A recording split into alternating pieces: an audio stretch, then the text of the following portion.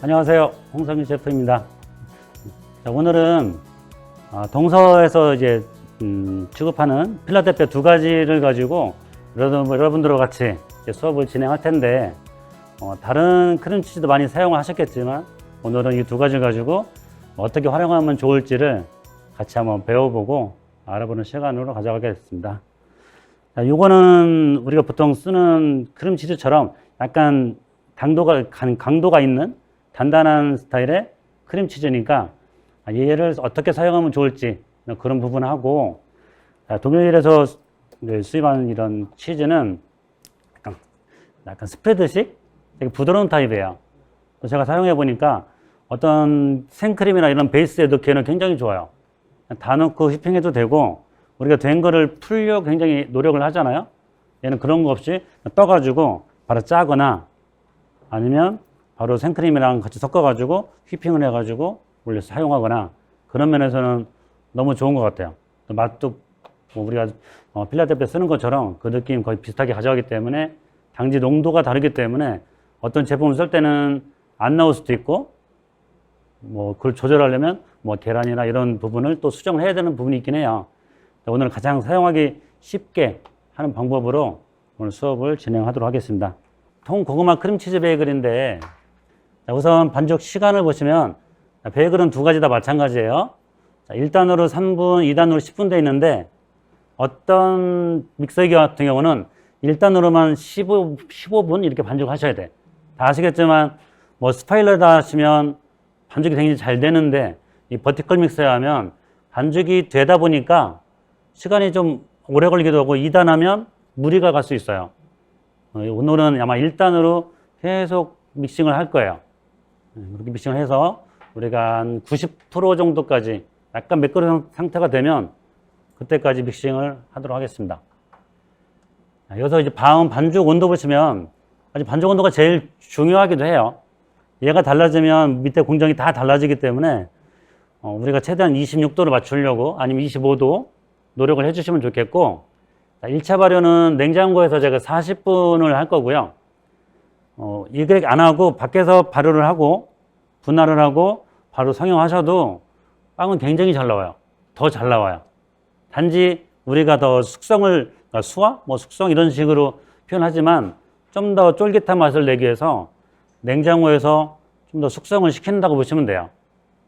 아니면 제가 하루 시킬 수도 있고 냉동으로 할 수도 있는데, 이따가 그런 방법에 대해서 또 설명을 한번 드려볼게요. 우선 저희는 냉장 40분, 그 다음에 분할 하는데, 40분 되면 발효가 아주 조금 돼 있는 상태가 될 거예요. 발효가 약간 돼 있는 상태, 그 상태까지 발효가 되고 분할을 해서 다시 냉장고에서 40분 아니면 1시간, 나는 좀 더 하고 싶으면 2시간도 괜찮아요. 자, 요거를 꺼내가지고 다시 미력하기를 해서 원형으로 모양을 만들고, 그 다음에 실온에서 30에서 아니면 한 40분? 이 정도면 좋을 것 같아요. 근데 베이글은 쫀득한 맛이 더 중요하니까 약간 더 발효를 조금만 시켜서, 물에 들어가면 이 데치는 과정에서 이 베이글이 있으면 한 3분의 1 정도는 익게 돼요.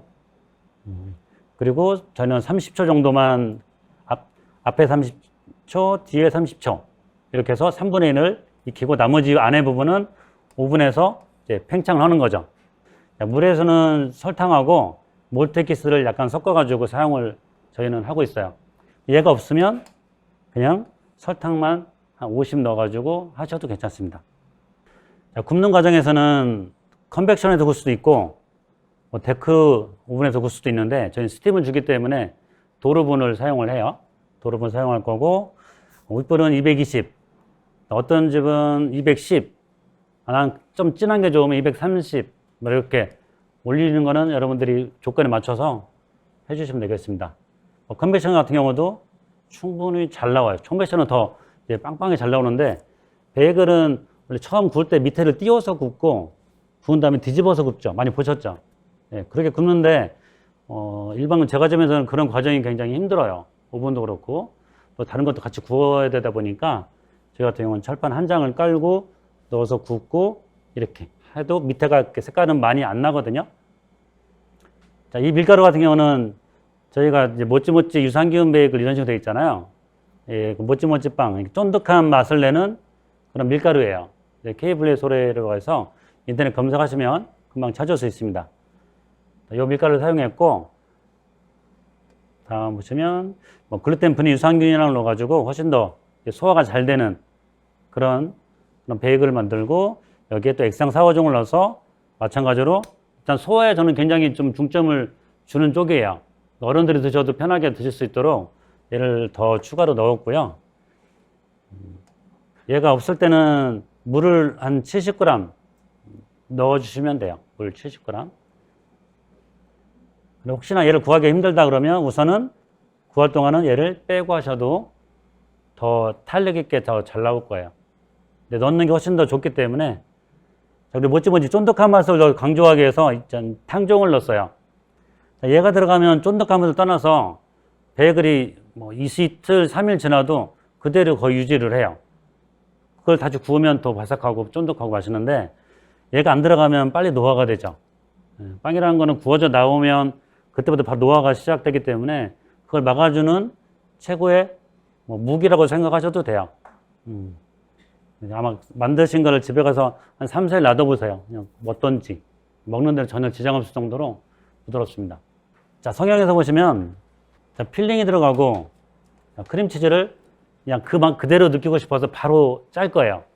얘는 짜기도 굉장히 편해서 그냥 쭉 짜져요. 근데 성형하실 때 이렇게 늘리고 여기다가 고구마 필링을 짜고 여기에다가 이 크림치즈를 짤 거예요. 자, 요거를 이제 말아주겠죠. 근데 요 폭이 좁게 밀어버리면 터질 수도 있어요. 다른 것보다 조금 넓게 밀어서 얘를 말릴 수 있게 하시고 이쪽은 좀 비워두세요. 왜냐면 얘를 이렇게 묶은 다음에 얘를 넣어서 꼬매줘야 되기 때문에 여기 반죽을 해서 밀대로 밀어서 하는 사람이 있고 저희는 그쪽을 그냥 벌려서 넣어주면 훨씬 더 편하게 할 수 있기 때문에 이쪽은 벌려놓을 거예요. 이쪽은 막아주고. 자, 그런 다음에 나머지는 똑같은 거 굽기 전에 가운데다가 고구마, 구운 고구마 냉동 넣었다가 그냥 당절임 안 된 거 그냥 사용했거든요. 넣고 깍 뿌리고 파마산 슈레드 뿌리고 토핑해가지고 구워주면 아주 먹음직스러운. 자, 고구마 필링은 있는 재료들 다 섞어주시면 돼요. 순서대로. 구운 고구마에다가 계란 조금씩 풀어주고 앙금도 넣고 아몬드만 넣고 수분 다 넣어서 다 섞어주시면 되고 고구마 향은 여기 고구마 필링으로 저희가 잡아왔습니다. 이제 재료를 한번 보실게요. 아까 제가 설명드린 대로 밀가루는 약간 냉장 상태를 유지를 했어요. 냉장 상태고 여기에다가 이스트 넣고 이스트는 한번 섞어주시는 게 좋아요. 한번 섞어보실래요?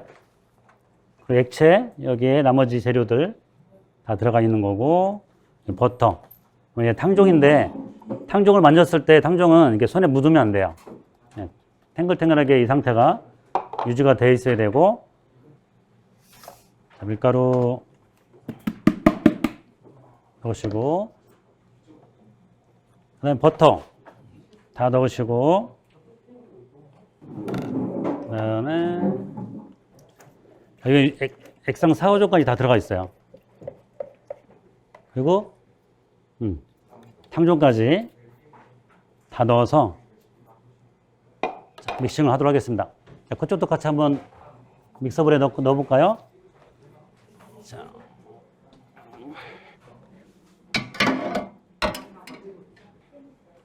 닫고 자, 우선 1단으로 아까 1단으로 한다고 했잖아요. 1단으로 스타트를 하겠습니다. 반죽이 질면 나중에 떼가지고 물에 삶을 수가 없으니까 얘를 되게 칠 수밖에 없어요. 그리고 오토리즈라고 하세요. 오토리즈. 밀가루하고 물을 섞어서 약간 수화시키는 그런 것처럼 내가 저속으로 믹싱을 해도 얘네들은 나중에 굉장히 찰지게 반죽이 완성이 돼요. 자, 우리가 지금 몇 프로 정도 됐는지 한번 볼까요? 한 40%? 뭐, 이 정도밖에 안 됐네요. 그죠? 40. 탄력은 생기지만 약간 끊어지는 상태. 네, 이 상태이기 때문에 아직은 덜 된 거죠. 자, 온도는 뭐 가능하면 3번 정도 해주시는 게 좋아요. 지금쯤, 그다음에 중간에, 그다음에 마지막쯤에 해주셔야지 내가 진단을 할 수 있는데 다 끝난 다음에 딱 재봤는데 온도가 28도야. 그러면 안 되는 거잖아요. 그래서 미리 진단을 하시려면 뭐 우리가 이렇게 꼽아서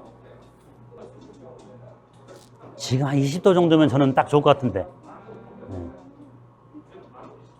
자, 이 지금 뭐 20.6도, 5도 이 정도예요. 아, 그러면 마음속으로 아, 이제 안전해. 이 정도면. 자, 지금쯤은 한 60% 정도 됐을 것 같아요. 예상에. 면이 조금 더 매끄럽잖아요. 그죠? 자, 한 번 더 만져봅시다. 그죠? 탄력이 생겼어요. 그죠? 60% 정도 된 것 같다고 보시면 돼요. 60%. 2단 조금 안 되게 이제 돌아가도 문제가 없는 것 같으니까 조금 더 속도를 올려도 괜찮아요. 그럼 마찰력도 좀 더 올라가겠죠. 자, 이렇게 치다 보면 특히 작은 거에서 하시다 보면 자꾸 위로 반죽이 올라가요. 스파일러란 그런데 이런 경우는 잘라서 내려주셔야 돼요. 이렇게. 자, 이제 모양이 조금씩 떨어지는 거 보니까 글루텐이 더 많이 생겼나 봐요. 여기 보시면 약간 매끄러운 게 보이죠? 네. 이거 보고 한 70%, 80% 가까이 됐나 보다 이제 눈으로도 알 수 있어요. 이렇게 매끄러운 거 보고.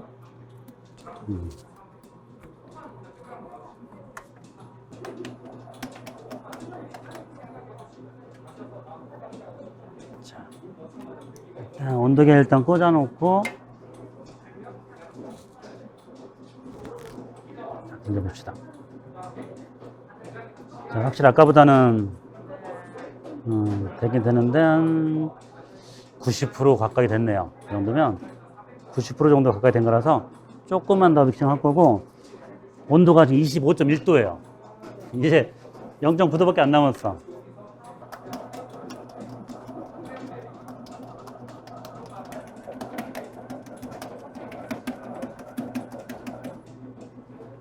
자, 끝내겠습니다.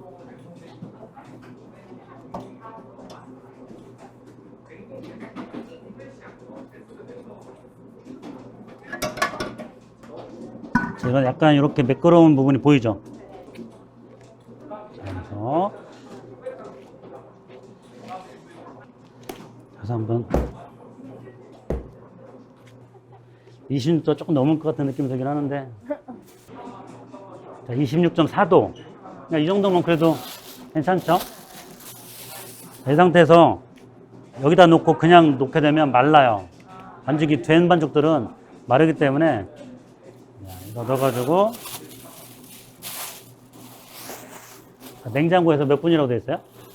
40분. 40분 동안 냉장고에서 발효를 시키고 그 다음에 분할을 하는 과정 들어가도록 하겠습니다. 자, 이 상태에서 냉장고에서 비닐에 넣어가지고 30분에서 40분 그때는 살짝 눌러서 냉장에서 넣어주시면 자, 그래서 반죽은 이제 끝났습니다. 자, 고구마 구운 거 오븐에 구워가지고 제가 준비를 했고요. 구울 때는 철판에다가 실리콘 페이퍼 깔고 고구마 씻어가지고 넣으시고 뚜껑을 닫으세요. 철판으로. 뚜껑 닫아서 뭐 윗불 200, 아랫불 200 그 상태에서 50분에서 60분이면 굉장히 뭐 촉촉하게 그대로 다 있고 껍질도 굉장히 잘 까지고 뭐 타지도 않고 딱 그 상태가 돼요. 얼마든지 뭐 20개가 들었든 30개 들었든 그 정도 온도면 1시간이면 다 익어요. 다 익어서 채로 내려서 준비하시거나 아니면 껍질만 까시고 통째로 아예 기계로 비타로 자 보겠습니다. 제일 된 것이 이제 앙금. 자, 고구마 필링. 고구마 맛이 나야 되는데, 여러분들 뭐 고구마 향이라는 거를 또 안 갖고 있잖아요. 그러니까 그런 것들이 좀 함유되어 있는, 잘 섞였으니까, 그 다음, 꿀 좀 넣어주세요. 아까 말씀드린 것처럼 단맛이 좋으면 꿀을 늘릴 수도 있고, 아니면 물엿을 더 넣을 수도 있고, 아니면 쉽게 그냥 설탕을 더 넣어서 좀 당도 있게 하실 수도 있고요. 고구마가 당적이 된 고구마들이 또 나오잖아요. 그런 경우는 그냥 그대로 쓰셔도 되는데, 껍질이 다 같이 붙어 있어요. 그대로 하셔도 괜찮아요. 껍질째 그냥 다 믹서기에 놓고 돌리셔도 괜찮아요. 그다음 아몬드 분말도 넣고, 자, 이거 조금씩만 넣어 주실래요? 자, 생크림. 여기서는 액체만, 우유.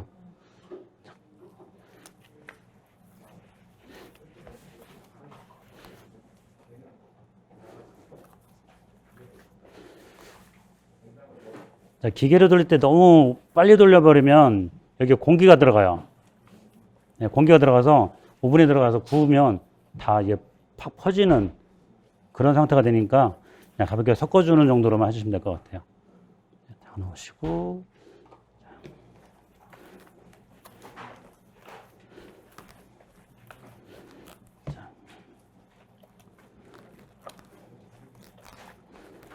자, 이게 물성을 이제 맞추는 거죠. 이렇게 해서 물성 맞추고. 아까 말씀드린 대로 여기다 크림치즈를 더 섞어서 하셔도 되는데 약간 더 질어지니까 그런 부분은 다른 재료로 또 잡아주셔야 돼요.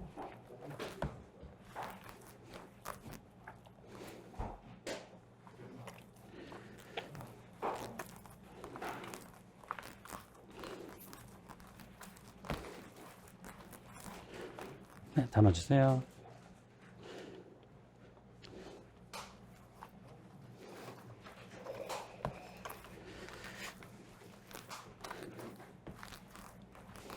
자, 냉장고에서 한 3일 정도 보관 가능하시고,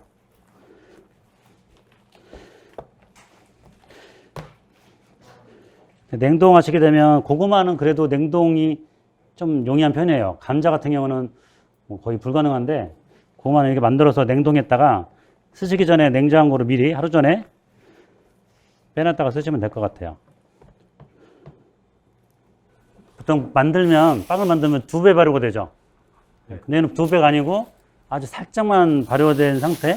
잠깐 보시면 발효가 그냥 아주 조금 발효가 된 건가 아닌가 될 정도 살짝만 아주 조금밖에 발효가 안 됐어요. 예. 이 정도만 하는 게 질감이 훨씬 더 찰지고 좋고요. 많이 발효되면 빵은 아까 잘 나온다고 했죠. 잘 나오는 대신에 질겨진다고 했죠. 너무 쫀득하거나 너무 질겨지는 거예요. 네, 그런 부분 때문에 저희는 발효를 많이 안 하는 거죠. 원래 베이글이 많이 발효하는 빵은 아니다 보니까.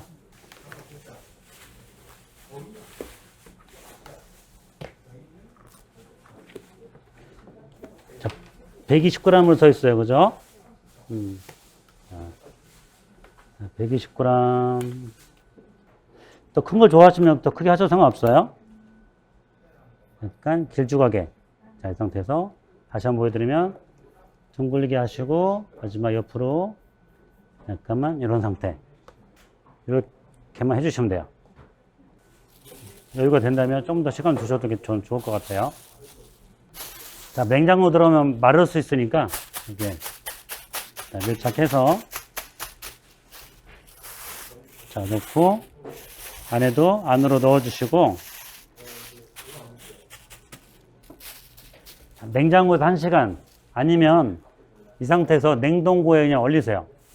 얼려놨다가 아까 설명드린 대로 전날 냉장고로 빼놓고 꺼내서 성형하시면 되는데 성형할 때 보통 온도는 18도 정도가 되면 성형하실 때 저는 문제가 없어요.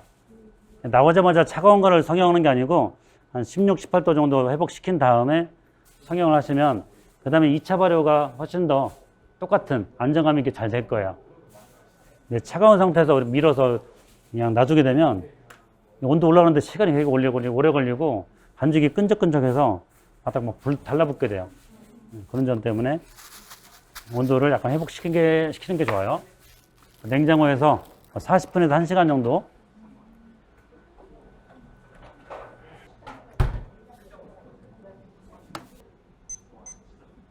우선 40분만 맞춰볼게요. 자, 이번 거는 얘도 짜야 되고 얘도 짜야 되고 그러다 보니까 넓이가 너무 좁으면 안 돼요. 조금 더 넓게 밀으셔야 되고 덧가루 살짝만 하셔서 조금만 더 넓은 상태에서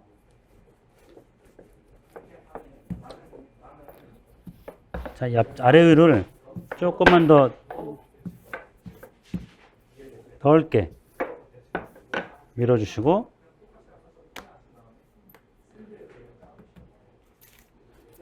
자, 크림 몇 그램 돼 있어요? 한번 짜볼게요. 50이죠? 마찬가지로 끝쪽을 다 짜시면 일단 마무리를 못하니까 이 정도에서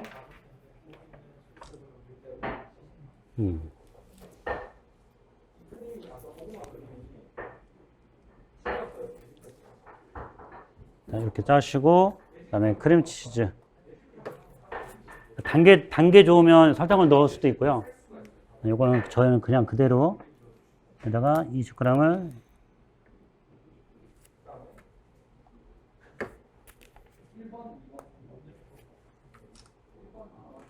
18g. 자, 이렇게 짜야 되기 때문에 여기 공간이 너무 적으면 말다가 다 이음새가 터질 수가 있어요. 자, 이 상태에서 얘를 자, 이렇게 감쌀 때 이만큼이 남죠.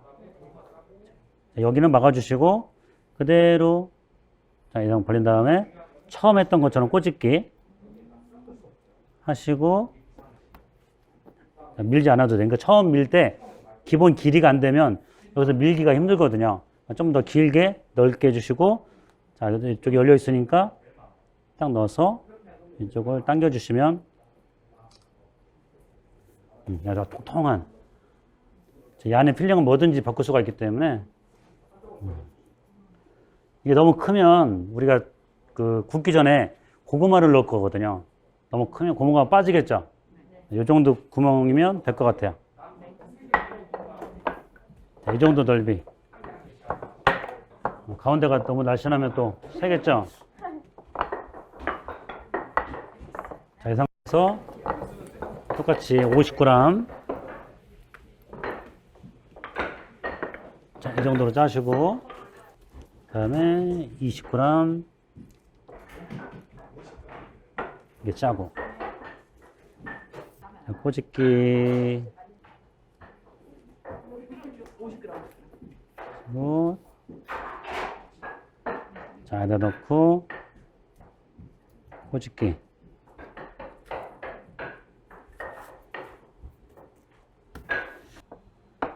요거 끝나면 바로 물 올려서 95도까지 물을 데울게요.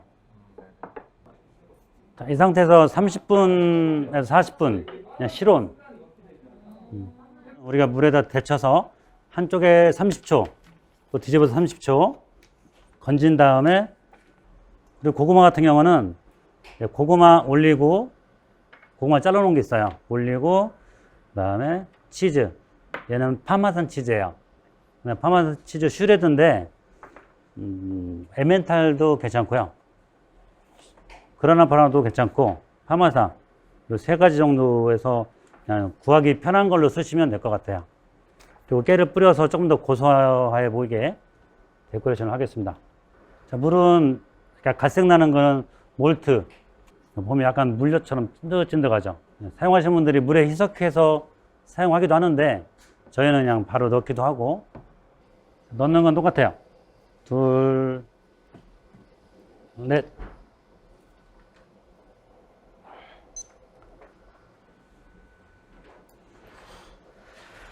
얘는 커서 5개 안 들 것 같아서 자, 똑같이 나오면 가운데 고구마 넣고 그다음에 치즈 뭐 요거 같이 뿌려주시면 좀 더 고소한 그런 베이글이 완성이 되고요. 마음 같으면 이따가 저거 크림치즈를 가운데다 한번 짜볼게요. 더 이쁠 것 같아요. 짜면. 저도 나머지 데코레이션을 하나씩 해보겠습니다.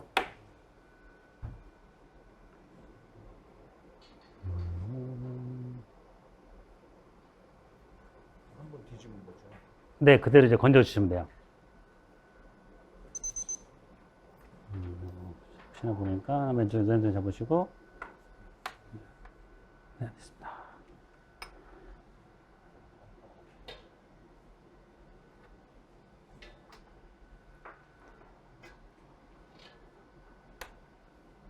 자, 여기에서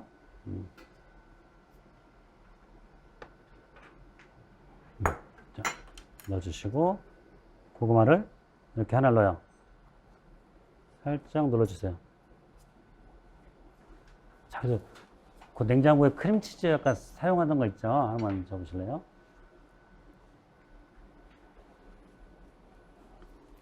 자, 얘를 한번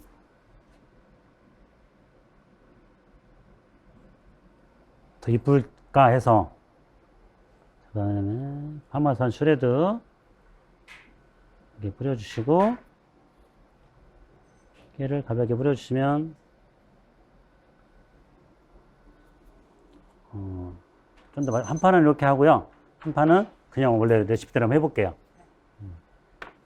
크림치즈 세미나니까 치즈를 최대한 활용을 더 잘 해보시면 좋을 것 같아서, 구웠을 때 요 흐름성이 어떨지, 된 크림치즈 같은 경우는 그대로 남아있을 수 있고, 그러니까 묽은 것 같은 경우는 퍼질 수도 있는데, 그 모양에 따라서 시각적으로 보기 좋은 게 맛도 좋으니까 뭐 그런 테스트를 해보도록 하겠습니다. 자, 고구마 올려주시고, 두 분이 요거랑 같이 뿌려주시고,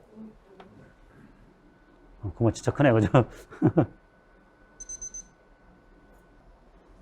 치즈도 전체적으로, 그쵸, 빵 쪽까지 이렇게 뿌리셔도 돼요, 이렇게. 에멘탈 같은 경우는 맛이 또 완전히 다르기 때문에 또 드셔보시면 더 맛이 좋을 수도 있고, 아니면 의외로 또 크림치즈랑 안 맞을 수도 있겠지만, 뭐 파마산은 누구나 다 좋아해서, 요거까지 해서 오븐에 넣고 구워지는데 한 뭐 15분, 18분밖에 안 걸려요. 그래서 좀 있으면 나오니까. 그리고 이따가 치즈 같은 거 필요하시면 여기 관계자분한테 말씀하셔가지고 받아보시고, 배웠으니까 가서 바로 해보시면 좋을 것 같아요. 판매를 바로 하시는 게 제일 좋은 거니까. 마찬가지로 두 판은 데크에 한번 구워볼게요.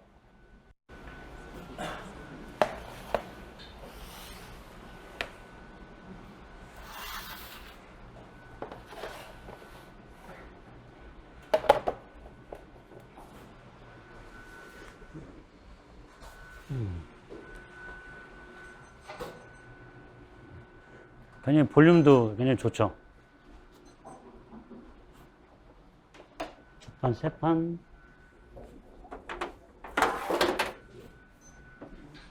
저쪽은 몇 도인가요? 220. 아래는 50% 났어요? 50? 80, 50, 50? 네, 쌀밥 일단 넣어주세요.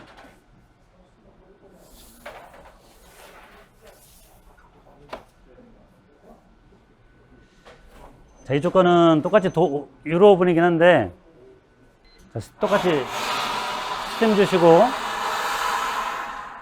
자, 스팀 주고 시간은 마찬가지 15분 일단 놓겠습니다. 좀 더 진한 게 좋으신 분들은 더 세게 놔도 되는데, 그 치즈가 너무 색깔이 진하면 타버리니까 그걸 생각해서 플레인 구울 때와 토핑을 했을 때는 좀 온도가 달라져야 돼요.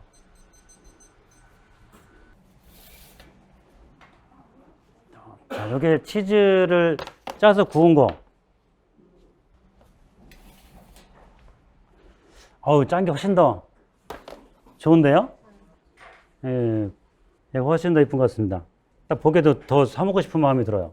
자, 이제 요거 끝났으니까 이론 교육 좀 하고 마무리 하도록 하겠습니다.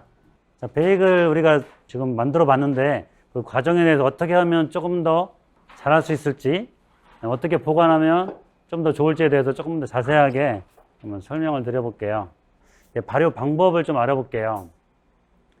2차 저온 발효라고 해서 2차로 해서 성형을 한 다음에 저온해서 발효를 해서 아침에 바로 뭐 물에 데치는 그런 과정도 있어요. 그런 지금도 그렇게 하는 데도 많이 있고 1차 발효가 끝난 반죽을 성형한 다음에 이스트 활성도에 따라서 온도 3, 4도 아니면 이스트가 너무 작게 들어간 경우는 4도, 5도 이 온도를 내가 설정할 수가 있죠. 그 온도에 맞춰가지고 내가 몇 시간 후에 얘를 만들 건데 그 시간에 발효가 다 끝난 상태가 되게끔 하겠다. 목표를 설정하시면 돼요. 더욱 컨디셔너 같은 경우는 내가 원하는 대로 냉장 상태를 유지할 수가 있잖아요. 이스트를 10g 넣었을 때는 3, 4도가 맞았는데 5g으로 조금 줄였더니 너무 안 컸어요. 그럴 경우는 6도, 7도 이 정도로 냉장 상태를 높여가지고 보관했다가 아침에 꺼내서 살짝 냉기 빠지면 데치시는 거예요. 이렇게 했을 때는 이 베이글의 표면이 6도씨, 3도씨 이런 온도 안에서 계속 노출되어 있는 상태잖아요. 노출되어 있는 상태이기 때문에 데쳤을 때 껍질이 좀 달라요. 우리가 오늘 한 거랑. 저희가 한 것들은 껍질이 굉장히 얇은 상태가 되고 이렇게 한번 오랫동안 했던 것들은 구울 때 훨씬 더 강한 온도에서 빨리 구워내시는 게 좋아요. 화덕에다 구우면 굉장히 좋잖아요. 빨리 강한 불에다가 구워내셔야지 이 껍질도 굉장히 좀 부드럽고 좋은데 그렇지 않은 오븐에서 오래 굽게 되면 좀 질겨지는 껍질이 좀 두꺼운 상태의 베이글이 완성이 되는 거죠. 이런 부분을 좀 생각하셔가지고 우리가 경험을 쌓으셔야 될 것 같아요. 그 조건이 아침에 나와서 바로 해야 되는 분들은 이런 쪽을 하시면 더 편하겠죠. 빠르고.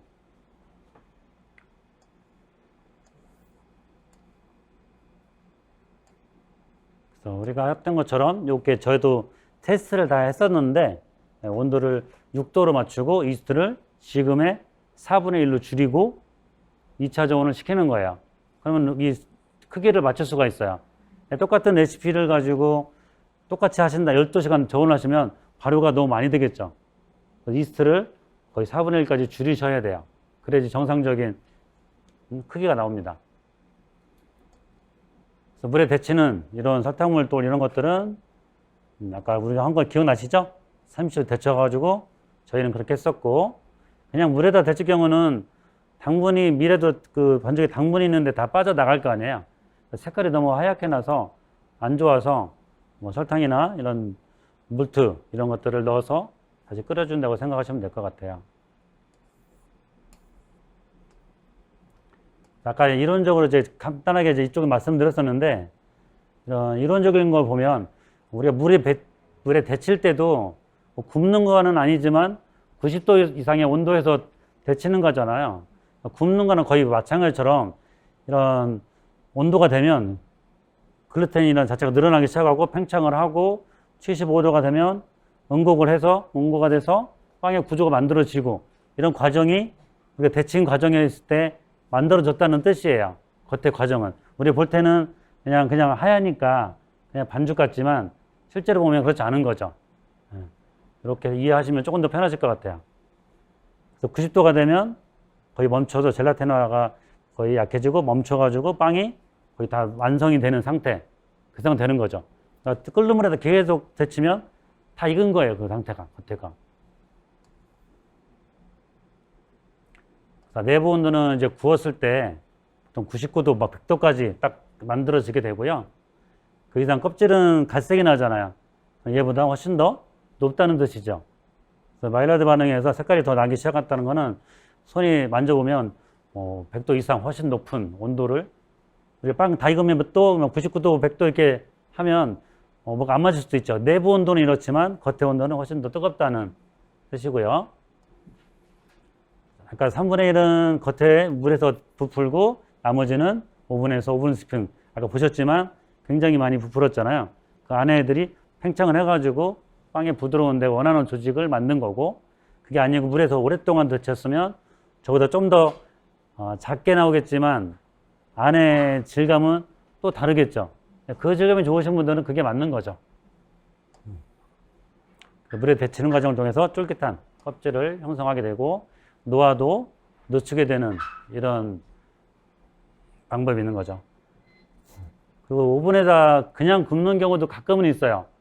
저희가 뭐 가성소다에 묻힌다든지 그런 경우는 데칠 수가 없으니까 바로 굽는데 제과점에서나 이런 데서도 번거롭다 보니까 그냥 스팀을 한 두세 번 주고 데치는 굽는 분도 계세요.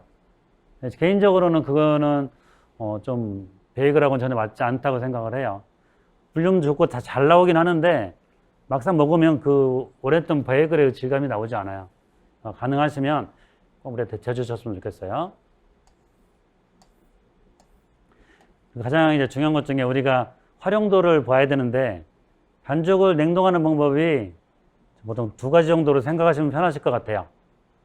우리 아까 반죽 해가지고 나눴었죠. 그 비닐에 넣었죠. 네, 비닐에 넣었을 때 좀 더 빨리 얼리고 싶으면 전체 1kg씩 분할해서 비닐에 넣어서 뭐 얇게 밀어 펴요. 이 상태로 1kg씩 원하는 거 얘는 뭐 깨도 넣고 뭐 크랜베리 넣고 이렇게 만든 다음에 밀어서 이렇게 얇게 뭐 파이롤라 하는 분들은 파이롤라 밀어도 되고 그만큼 빨리 얼겠죠. 빨리 얼려서 냉동 보관하셨다가 10덩이가 있으면 다음날 내가 얘를 한 덩이를 냉장고로 빼가지고 충분히 해동을 시켜요. 퇴근할 때 꺼내시면 다 해동되어 있고 약간 발효가 되는 그 정도 상태가 되실 거예요. 그래서 아침에 꺼내가지고 분할을 해요. 동그랗게 한 다음에 냉장고 넣지 말고 이제는 온도를 25도, 20도 이 정도까지 살짝 올리는 거예요. 자, 이 온도는 제가 생각하기에 자, 이스트는 16도씨가 되면 자, 이스트는 이제 활성을 하려고 해요. 이 활성이. 근데 1차 발효를 안 했잖아, 하나도. 안 한 상태에서 얼려서 꺼낸 거기 때문에 이런 경우는 이 정도가 아니고 조금 더 온도를 올려서 아까 약간의 우리 발효된 거 보셨죠? 그 정도까지 만들어 주는 거예요. 그래서 이 온도가 되면 성형을 하시는 거죠. 그러니까 몇 시간, 뭐 몇 분이 아니고 여름에는 금방 되겠죠. 겨울에는 좀 더 오래 걸릴 거고 그 환경에 맞춰가지고 시간이 걸리기 때문에 제일 중요한 건 온도계로 꽂아 보시는 게 제일 좋아요. 우리 반죽도 감으로 안 되고 온도계를 재야 되는 것처럼 똑같이 그래서 벤치 타임을 1시간이 될 수도 있고 30분 될 수도 있고 그 이상 될 수도 있고 나머지는 동일히 똑같아요.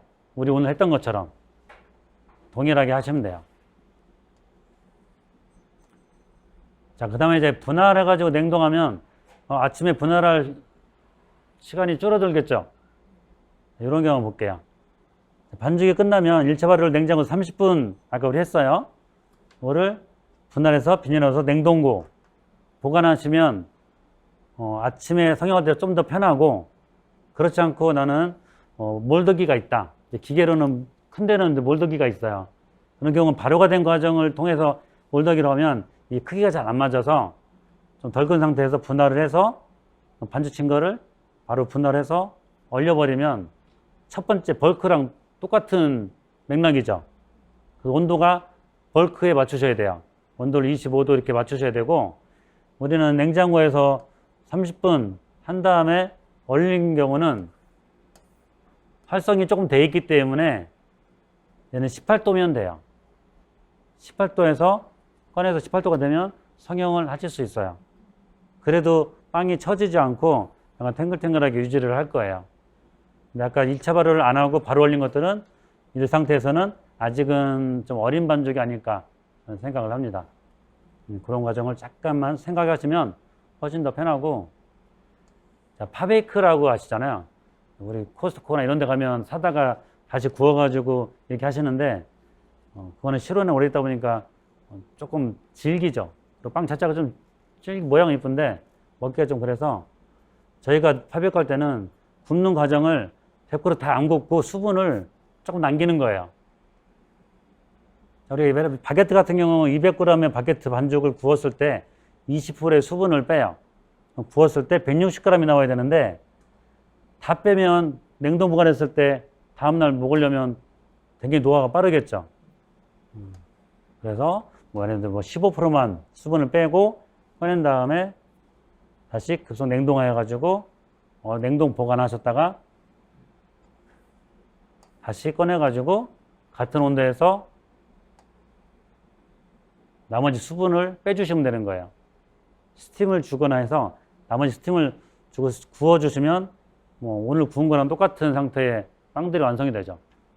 바게트 같은 경우는 특히 더 그게 좀 심해서 이 과정을 잘 안 해주시면 겉에 꺼냈을 때 다 갈라져 버리죠. 냉동에서 꺼내서 구웠더니 껍질이 다 떨어져 버려요. 그런 경우가 많이 생기니까 수분을 좀 덜 뺀 다음에 보관했다가 다시 구워주시면 될 것 같습니다. 이렇게 나온 것처럼 이해하시면 될 것 같아요.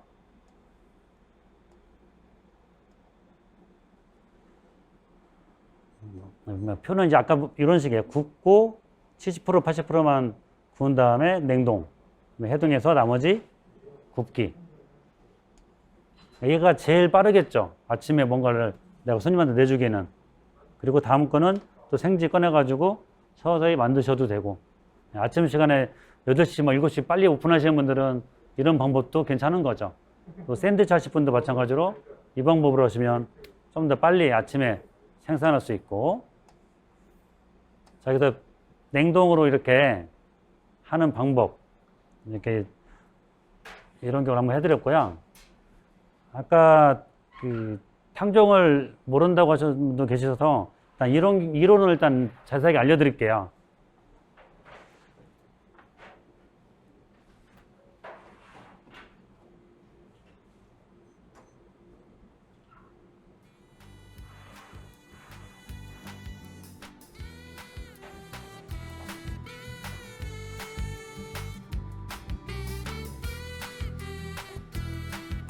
그렇게까지 피곤하신데 그래도 조금만 참아주세요. 탕종은 뭐 전분을 호화시켜가지고 풀같이 점성을 만들어내는 거예요. 이런 과정이 되게 중요한데 흔하게 우리가 커스터드 끓을 끓이거나 뭐 수프를 끓이거나 뭔가를 끓일 때는 거기는 전분이 뭐 계란이 있는 것도 있지만 전분이 호화가 돼서 크림이 완성되는 것도 있잖아요. 그런 원리이고 수분을 섞어서 가열을 하면 평균 물을 흡수해서 부풀어 오르는 걸 얘기하는데 이게 점성이 생기고 반투명한 콜로이드화 된다고 이야기를 합니다. 전분은 아밀로스와 아밀로펙틴, 전분 입자 속에서 이제 결정을 이렇게 입자 구성을 하는데 이때 마찬가지로 물을 넣어서 가열을 하게 되면 이런 현상이 일어나는 거고 제일 중요한 거는 전분의 호화 온도예요. 호화 온도, 그러니까 아밀로스 함량이 높을수록 전분의 호화 온도가 높아지고 아밀로펙틴이 대부분인 찹쌀은 63도가 되면 호화가 되기 시작을 해요. 기본 온도가 되게 중요한 거예요. 그리고 뭐 아밀로스가 높은 도토리묵 같은 경우는 뭐 보통 우리가 오랫동안 끓이잖아요. 근데 탕종 같은 경우는 밀가루도 마찬가지지만 쌀탕종 이런 것들은 63도에서 한 90도 정도까지 이 호화의 온도가 있어요. 그 온도에서 가능한 게 이제 호화가 되는 건데 어떤 분들은 뜨거운 물을 밀가루 부어서 돌린 거를 이제 탕종 이렇게 이야기하시는데 그런 경우는 섞기만 하면 절대 이 온도를 올라가기 힘들어요. 대부분 이 이하로 떨어지거든요. 호화가 잘 안 된 거니까 그런 미지근한 반죽을 된 거를 빵에 넣어주면 노화가 더 빨라요. 오히려. 반드시 온도를 올리셔야 되는데 자, 밀가루 같은 경우는 65에서 한 90도까지 이 선을 보고 있어요. 최고 높은 게 제일 좋은 거예요. 내가 밀가루랑 물을 넣고 끓이기 시작해서 90도까지 끓인 다음에 불을 끄시면 이게 가장 좋은 탕종이 만들어지는 거고요. 뭐 호밀 같은 경우는 50도부터 이제 호화가 되기 때문에 그냥 물을 그냥 데워서 부어도 호화가 되거든요. 밀가루 같은 경우는 최소한 90도까지 하면 제일 좋을 것 같고요.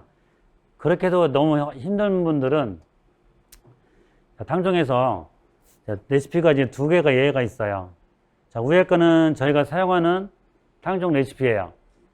자, 밀가루 200, 물 400, 소금, 설탕 이렇게 들어가 있고 모든 빵, 식빵이나 모든 빵에 다 저희가 사용하는 마스터 탕종이라고 보시면 돼요. 내가 지금 식빵을 사용하지 않는데 예를 해서 200g을 키로당 넣어주시면 전혀 다른 식빵이 만들어지고요. 다음 과자도 일주일 가도 저게 부드러운 상태, 그 상태를 유지를 해요. 지금 4일, 5일째 제가 차에 놓고 조금씩 먹는 방과자가 팍팍 있어요. 지금도 아침에도 먹었는데도 되게 촉촉하고 부드러워요. 그만큼 잘 만들어진 탕종은 역할을 굉장히 우리한테 도움이 되는 역할을 하고 있습니다. 자, 이런 경우는 밀가루를 제가 조그만 생크림 믹서기가 있어요.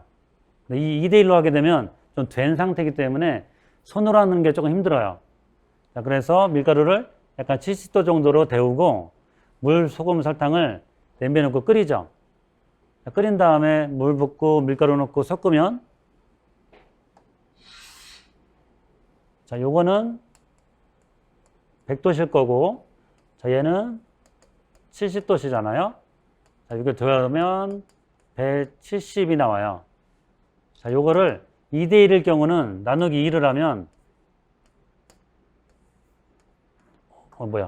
85도죠? 85도씨가 나와요. 섞었을 때. 자, 그러면 아까 90도, 80도까지만 하면 된다고 했으니까 그래도 괜찮은 탕종이 만들어지는 거예요. 이렇게 하면. 근데 얘가 요즘 같은 경우는 뭐 18도 이 정도밖에 안 될 거 아니에요. 자, 100도에 18도면 118이잖아요. 근데 내가 원하는 온도가 나올 수가 없죠. 섞었을 때. 그러니까 잘못됐다는 거예요. 저 같은 경우도 옛날에는 모르고 했을 때는 이렇게 배웠으니까 이렇게 했겠지만, 나름대로 이제 알아보고 공부했을 때는 그게 아니라는 걸 알게 되는 거죠. 여러분도 혹시나 그렇게 하신 분들이 있다면, 조금 방법을 바꿔보시고, 하다가 토치로 막 하시는 분 계시잖아요. 그것도 좀 위험하기도 하니까 좀 더 편리하게 양을 많이 하시는 분들은 뭐 80도 오븐에 밀가루를 넣고 몇 번만 이렇게 저어주시던지 하면 위험하지도 않고 좀 더 잘 만들 수 있고요. 그 반면에 물량을 늘려서 하시면 굳이 데울 필요가 없어요. 밀가루를. 왜냐면 물량이 많으니까. 그리고 장이 작을 때는 내가 냄비에 넣고 하셔도 충분한 그런 호화를 이룰 수가 있어요. 얘가 더 어떻게 보면 완벽한 거죠. 하지만 보관성이 좀 떨어져가지고 하루 지나면 더 물성이 생기다 보니까 사용하기가 좀 불편해서 저희가 사용을 하지 않는 거고, 제가 원하는 거는 이렇게 해서 좀 더 탱탱한 탕종을 만들어 주시면 좋을 것 같습니다. 자, 그래서 탕종까지 이론을 맞춰드렸고, 혹시라도 궁금한 게 있는 분들은, 혹시라도 모르시는 분 있으면 나중에 뭐 질문 전화하셔도 괜찮습니다. 자, 오늘 독일 크림치즈랑 호주산 크림치즈 가지고 수업을 진행해 봤어요. 나중에서 이런 것들은 궁금하신 것들은 문자로 주셔도 되고, 따로 관계자를 통해서 물어보시면 제가 자세히 답변을 또 드릴게요. 뭐 너무 고생 많으셨고, 개인적으로 궁금한 거는 언제든지 물어보시면 되겠습니다. 자, 이상으로 오늘 세미나를 마치도록 하겠습니다. 고맙습니다.